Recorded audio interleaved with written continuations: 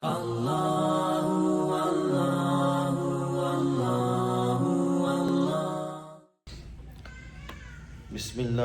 wa salatu wa salamu ala Rasulillah. Assalamu alaikum Shaykh wa alaikum assalam wa rahmatullah. Is getting a loan with fixed interest, so the full cost is fixed. So all payments are the same and does not deviate. Is this halal? And number two, okay, there are two questions in one. So the first question is getting a loan with fixed interest, so the full cost is fixed. So all payments are the same and does not deviate. Is this halal? No, it is not permissible to charge or pay interest on a loan, irrespective of whether it's fixed or it's variable. Both ways it is not permissible. And the second question is getting a loan with no interest but a fee, is it halal? No. I mean, if the creditor is charging a fee for, let's say, an extended loan or some kind of a fee, that is not permissible. Calling it interest a fee or something else will not change the reality of it. If someone is charging a fee for extension, a loan, or this, it is not permissible.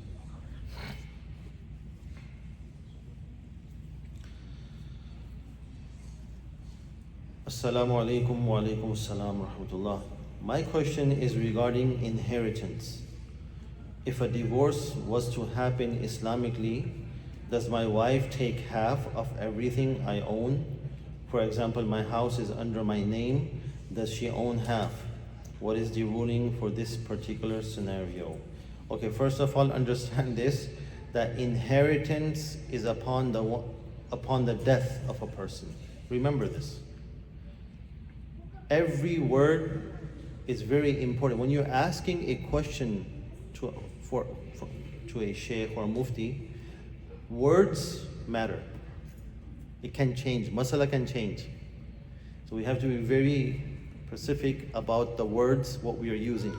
So inheritance is upon the death of a person. When we say inheritance, that is called virathat. Virathat, right?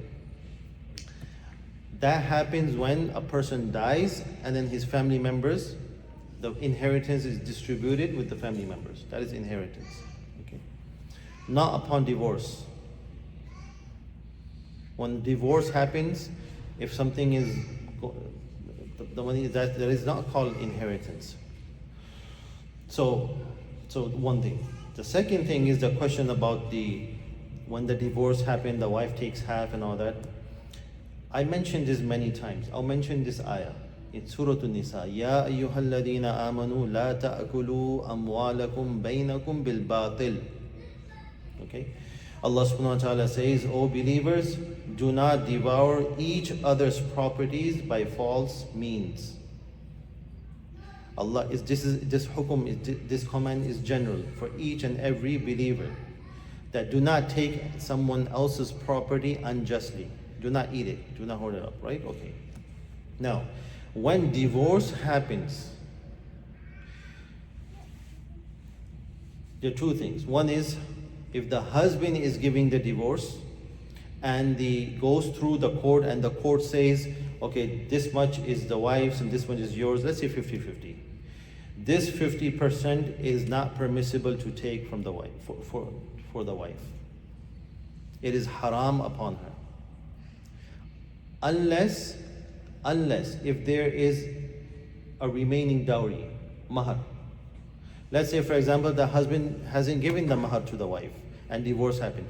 The only amount that the mahar is that she's going to take, that is her right. Other than that, a penny is haram. It is not permissible. Number one. Number two is, the husband is not giving the divorce, but there is a khula. Khula is not a divorce. Khula is a request for divorce.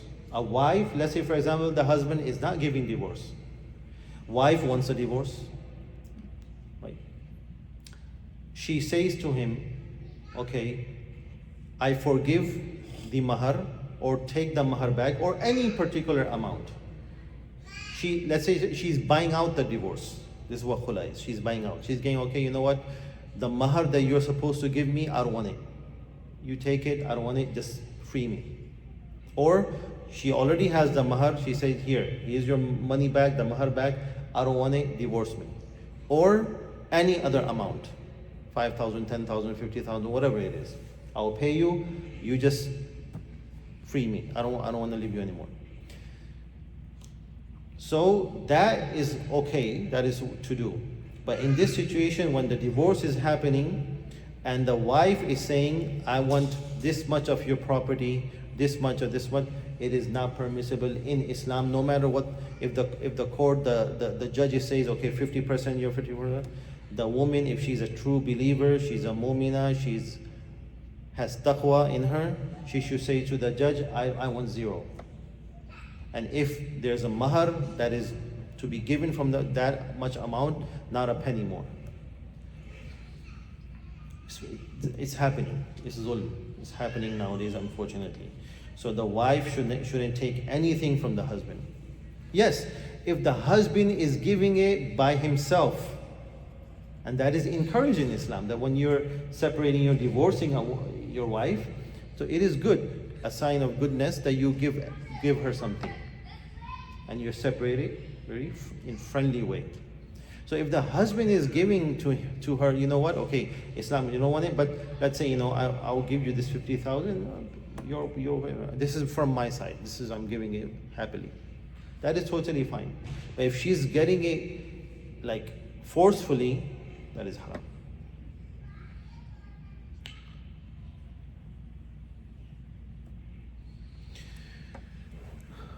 A question about sa'i. Sa'i, Safa Marwa, right? When we're performing Umrah, if 2 or 3 rounds remain, what should we do? And the ihram, we open the ihram. Okay. Let's say, for example, if someone is in the state of ihram, performing Umrah, did the tawaf, the sa'i, asking about the sa'i, the Safa Marwa, there are 7 rounds, right? So if a person didn't do 1 or 2 or 3 are remaining and didn't do it, open the ihram for some reason and forgot, whatever it is, then for each round the amount sadaqatul fitr will be given. So let's say, for example, if someone didn't do three rounds and you open the ihram out of the state of ihram, so he should be giving what? Let's say, for example, $10 per person is sadaqatul fitr, so $30. Okay. Or if more than 3 rounds or 4 or 5 has remained and you open the ihram, then dam will be wajib. Sacrifice an animal if the ihram is opened. But if the ihram is not opened and a person remembers it, still in the state of ihram, you should go back and then finish the rounds. Then that is fine. Just give some sadaqah and all that. All right? Okay, that's it for today.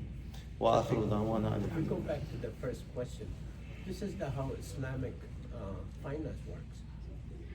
No, it's more than that. We should not think that these two things are equal. The Islamic and the conventional bank is totally different.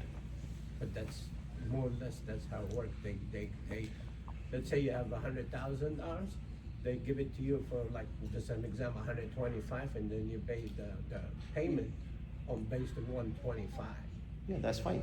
I mean, but they're not saying this is interest. That's why I said every word counts. They're getting the 25,000. That is a profit. Let's say I buy a house for 100,000. I'm sending 110,000. That's fine. I'm earning profit. But the regular banks, they say this is interest. this much percent is interest. That is wrong. But if the Islamic bank is saying buying a house and selling for 150,000 and then makes a benefit, I'm selling, and then selling it for 200,000, that's totally fine, no problem. It doesn't say that this is the interest in it. That's why words count. Few words here and there, something can make it halal, something make it halal. But if I say it's 100, it's worth 100, but I'm giving it the place is worth 100,000. Okay. But because you go and finance, I said, well, it's worth 125. So No, but worth 100. But it doesn't matter if someone is an owner selling you for 125, taking that profit. It's not the owner, it's the guy in the middle there. Islamic finance. That's what I'm saying. They don't say it's an interest. But they don't say the word. No, they But say at the end of the year they will give you a certificate which says you have paid so much amount as interest. No. Anyway. They're totally different. But again, not all Islamic banks or institutions are okay. They are certified by the ulama. I think just use that one. And have any other questions? It's a detail in it. How they work it out, right? I think this is a very good topic. We can have like a Allah